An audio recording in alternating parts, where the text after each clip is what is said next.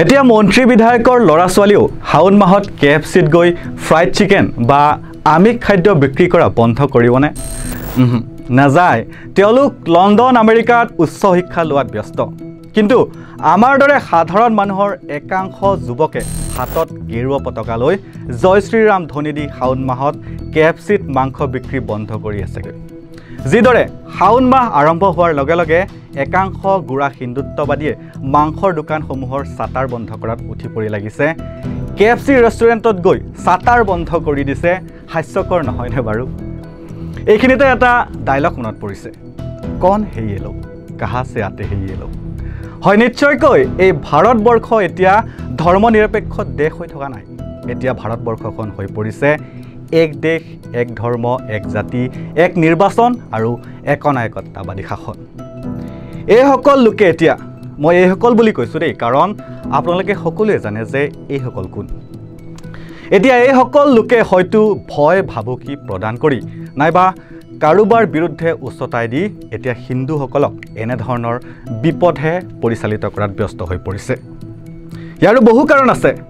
আৰু কোনো কোনো ক্ষেত্ৰত আমাৰ বৃহৎ ক্ষতি সাধন কৰি আছে ভাৰতীয় জনতা পাৰ্টি আৰু তেওঁলোকৰ পাল্টু মিডিয়া মানে পোহনীয়া মিডিয়া এইবিলাক কথা কিন্তু মই এনেই কৈ থকা নাই তিনিটা প্ৰমাণ আছে আৰু মই সেই প্ৰমাণ আপোনালোকক দেখুৱাই আছো প্ৰথমটো হ'ল যে উত্তৰ প্ৰদেশৰ গাজিয়াবাদত KFCৰ বাহিৰত হিন্দুত্ববাদী সংগঠনে প্ৰতিবাদ সাব্যস্ত কৰিছে কিন্তু পুলিচে একো নকৰিলে বা দূৰৰ পৰাই কেৱল ৰংহে চাই থাকিল দ্বিতীয়তে দিল্লীৰ মন্ত্ৰী প্ৰৱেশ সাহেব সিং বৰ্মা তেখেতৰ কৰ্মস্থলীত এটা বান্দৰ সোমায় আৰু সেই বান্দৰটো ভগৱান হনুমানৰ ৰূপ বুলি তেখেতে আখ্যা দিয়ে আৰু সেই বান্দৰটোৰ কাৰণে মানি দিয়ে আৰু তাক খাবলৈ দিয়ে তৃতীয়তে হয়তো আপোনালোকে দিনে ৰাতি প্ৰাইম টাইমত দেখি আছে যে NCERT কিতাপৰ পৰা মুগলসকলক আঁতৰাই আছে আৰু মহাৰাজ আকবৰকো এজন খলনায়ক হিচাপে দেখাব বিচাৰিছে বা ইতিমধ্যে একাংশ গুডি মিডিয়াই দেখাইছে মানে আমাৰ আৰু বেলেগ কাম বন নাই কেৱল মাত্ৰ আমি এতিয়া ইতিহাসক লৈ বা কবৰক লৈ লাগি থাকোঁ বৰ্তমান এইটোৱে কাম হৈছে ভাৰতীয় জনতা পাৰ্টি আৰু তেখেতসকলৰ পাল্টু গুডি মিডিয়াৰ মই আপোনালোকক কৈ আছো আসল কথাটো কি চলতে উত্তৰ প্ৰদেশৰ গাজিয়াবাদত একাংশ লোক KFCত সোমায় আৰু বিৰোধিতা কৰে যে শাওন মাহত মাছ মাংসৰ বেপাৰ নচলিব বন্ধ কৰিব লাগিব KFC পুলিচে সকলোবোৰ চাই আছে যদিও চুপ হৈ থাকিল সেই সময়ত কাকো একো নকলে বা আৰু একো কৰা নাছিল পৰিস্থিতি এটা সময়ত উগ্ৰ হৈ যায় যদিও একো নকৰিলে পুলিচ প্ৰশাসনে মই আপোনালোকক দেখুৱাব বিচাৰিছো চাওক ABP নিউজে কি কৈছে চাওক গাজিয়াবাদৰ ইন্দিৰাপুৰস্থিত বসুন্ধৰাত হিন্দু সংগঠনে শাওন মাহ চলাৰ বাবে KFC ৰেষ্টুৰেণ্ট প্ৰৱেশ কৰে আৰু ৰেষ্টুৰেণ্টখনৰ ৰাস্তা বন্ধ কৰি দিয়ে আৰু কৰ্মচাৰীসকলক ধমক দিয়ে আৰু এটা সময়ত পৰিস্থিতি উত্তপ্ত হৈ পৰে যদিও পুলিচে একো নকৰিলে পুলিচৰ সন্মুখতে গুণ্ডাগিৰি দেখুৱাই যদিও একো কৰিব নোৱাৰিলে পুলিচ প্ৰশাসনে ইমান ধুনীয়া দৃশ্য দেখুৱাইছে নহয় জানো এইবিলাক দেখুৱাই কি প্ৰমাণ কৰিব বিচাৰিছে KFC কোৰ ৰেষ্টুৰেণ্ট আমেৰিকাৰ নহয় জানো এতিয়া বাহিৰৰ মানুহে এইবিলাক দেখিলে আমাৰ ইয়াত ব্যৱসায় কৰিব বিচাৰিবনে বাৰু আপোনালোকে মই এটা কথা কওঁ কিন্তু আপোনালোকে এখোজ দুখোজ নহয় দৌৰি আছে ভাৰতবৰ্ষখনক পাকিস্তান বনোৱাৰ পথত ভালকৈ চাবলৈ গ'লে আমিও দিনক দিনে পাকিস্তানৰ লোকসকলৰ মস্তিষ্কৰ দৰে কাম কৰিব ধৰিছোঁ এতিয়াতো পাকিস্তানতো এনেকুৱা কাজিয়া নহয় চাগে যিবিলাক আমাৰ ইয়াত হৈ আছে যিবিলাক কাজিয়া এটা সময়ত পাকিস্তানত হৈছিল নিজৰ মানুহৰ মাজত সেইবিলাক কাজিয়া এতিয়া আমাৰ মানুহৰ মাজত হৈ আছে প্ৰত্যেক দিনাই আমাৰ নিজৰ মাজতেই কাজিয়া ইয়াৰ পৰা এটা কথা বুজা যায় যে দিনক দিনে আমি ৰখাতললৈ গৈ আছোঁ একো উন্নতি হোৱা নাই আমাৰ বৰঞ্চ অধপতনহে গৈ আছোঁ আমিবোৰ এতিয়া আমাক ভাৰতীয় জনতা পাৰ্টি তেওঁলোকৰ বিচাৰধাৰা তেওঁলোকৰ পাল্টু গুডি মিডিয়া এনে ধৰণৰ কবৰ ইতিহাস মুগল ইত্যাদিৰ সৈতে ব্যস্ত কৰি ৰাখিবলৈ উঠি পৰি লাগিছে চাওক যিয়ে নন ভেজ খাব নিবিচাৰে তেওঁ নাখালে হ'ল শাওন মাহ তাতে কি হ'ল কোনোবাই খাব নিবিচাৰে প্ৰত্যেকৰে নিজস্ব এক ধৰ্মীয় আৱেগ থাকে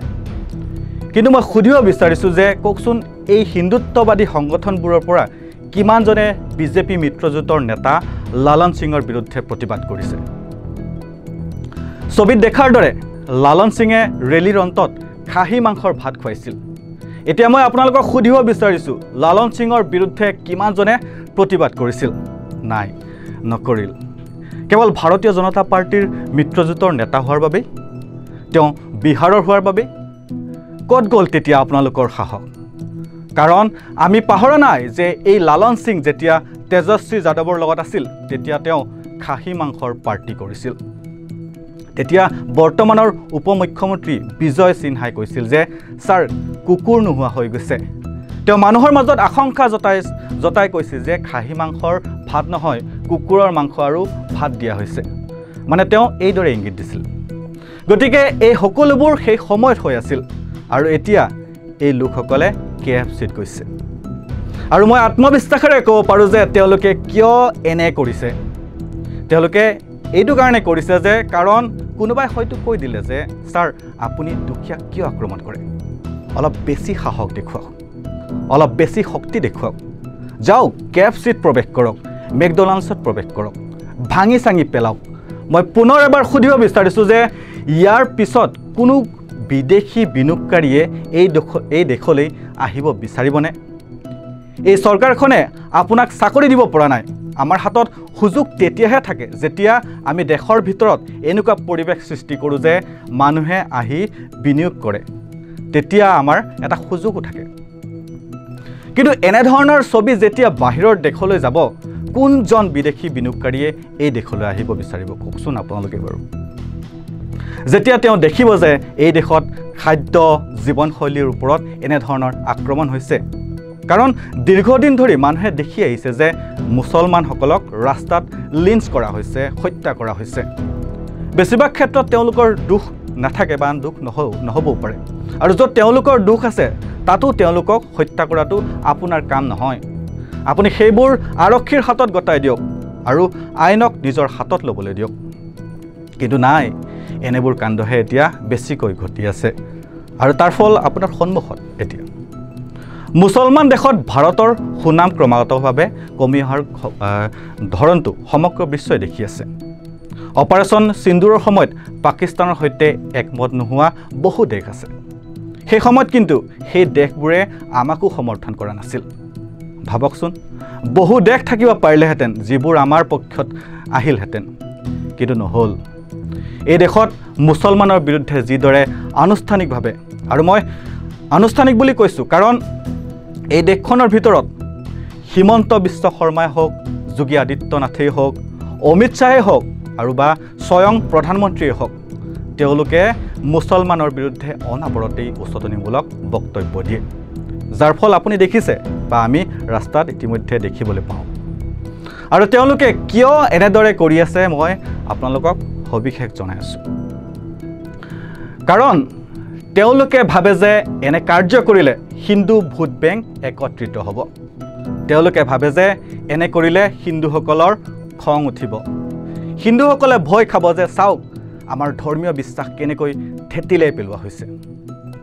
কিন্তু আচল বাস্তৱতা হ'ল যে এই ক্ষোভ এই কাৰ্যবোৰ এটা চৰ্ততহে সংঘটিত হয় যেতিয়া উত্তৰাখণ্ডৰ বাসিন্দা অংকিতা ভাণ্ডাৰীৰ হত্যাৰ আৰোপ বিজেপি নেতাৰ পুত্ৰৰ বিৰুদ্ধে অভিযোগ উত্থাপন হয় তেতিয়া কোনো বিজেপি নেতা হওক কোনো গুডি মিডিয়াৰ গুল্লু কাল্লু পাপাকি পৰি সেইটোক লৈ বিতংভাৱে খবৰ প্ৰকাশ নকৰিল খাদ্যটো অতি সৰু বস্তু ইয়াতো হত্যাকাণ্ড হৈছে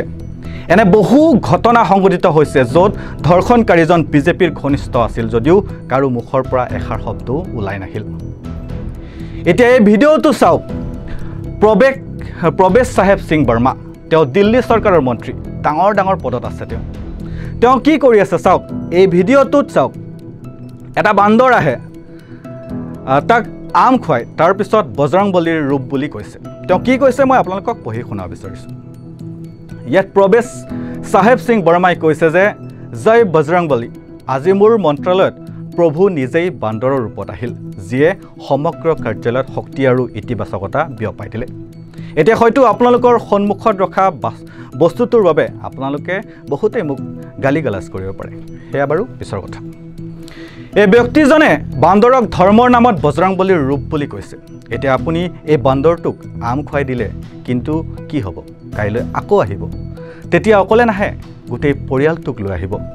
আৰু তেতিয়া কি হ'ব জানেনে আপুনি? তেতিয়া হুলস্থুল হ'ব। তেতিয়া এই একেজন প্ৰৱেশ সিং চাহাব বৰ্মাক এই বান্দৰবোৰৰ পৰাই পলাই থকাহে দেখা যাব। নিজে চাওক এই গোটেই ভিডিঅ'টো চাওক, কাৰণ এই ভিডিঅ'টোৰ জৰিয়তে তেওঁ বজৰংবলীৰ প্ৰতি থকা মৰম দেখুৱাইছে।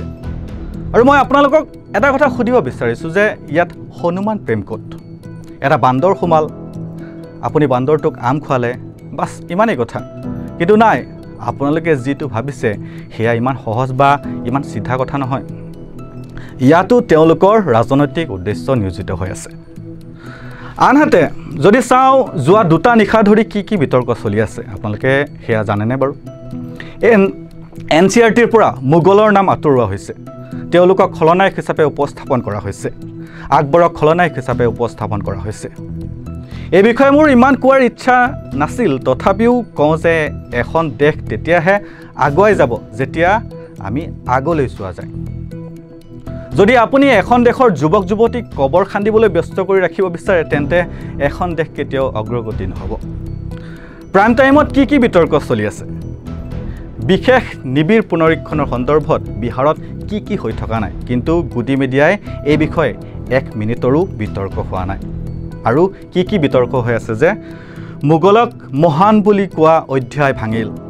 প্ৰকৃত নায়কক মোদীয়ে দিলে আচৰিত ধৰণৰ সন্মান। আৰু আছে আকৌ চাওক, মোগলক পিতৃ মাতৃ কোনে বনালে? আৰু নমুনা আছে চাওক, NCRTক মোগলৰ ইতিহাস সলনি কৰিবলৈ 6 দশক সময় লাগিল। মোগল দুষ্ট নে মহান? আপোনাৰ চিন্তাধাৰাহে আটাইতকৈ বেয়া মহাশয়। প্ৰয়াত ৰাজীৱ ত্যাগীয়ে আপোনাৰ বিষয়ে বহু সঠিক কথা কৈছিল। তিহাৰীয়ে বছৰি 15 কোটি টকা পায় আৰু তালৈ গৈ এই সকলোবোৰ কৰি আছে। এতিয়া আহোঁ জি নিউজত চাওক, মোগলৰ ওপৰত নিষেধাজ্ঞা, জপিয়াই পৰিল মৌলানা, কংগ্ৰেছেও আচৰিত হৈ ৰ'ল। চাওক, এইটো আমাৰ দেশ। আকবৰ আৰু বাবৰ ইমান গুৰুত্বপূৰ্ণ বিষয় নেকি যে আমি ইয়াৰ ওপৰত বিতৰ্ক কৰা উচিত? এই দেশৰ জনসাধাৰণক মানসিকভাৱে ধ্বংস কৰা হৈছে, সেয়া হিন্দু হওক বা মুছলমান হওক। কাৰণ এইবোৰ দেখি হিন্দুসকল আন্দোলন আৰু হিংসাত্মক হৈ পৰিছে। এই কথা দেখি মুছলমানসকলো আন্দোলন আৰু হিংসাত্মক হৈ পৰিছে। অৰ্থাৎ তেওঁলোকক মানে হয় ভয় ভাবুকি কৰি ৰখাৰ চেষ্টা, নহয় উত্তেজিত কৰি ৰখাৰ চেষ্টা এইখন বিজেপি চৰকাৰৰ। এয়াই ভৱিষ্যত পৰিকল্পনা নেকি দেশৰ জনতাৰ বাবে ভাৰতীয় জনতা পাৰ্টি আৰু এই গুডি মিডিয়াৰ? ভৱিষ্যত প্ৰজন্মৰ বাবে এইটোৱেই পৰিকল্পনা নেকি বাৰু আপোনালোকৰ? এটা কথা শেষত কৈ থওঁ যে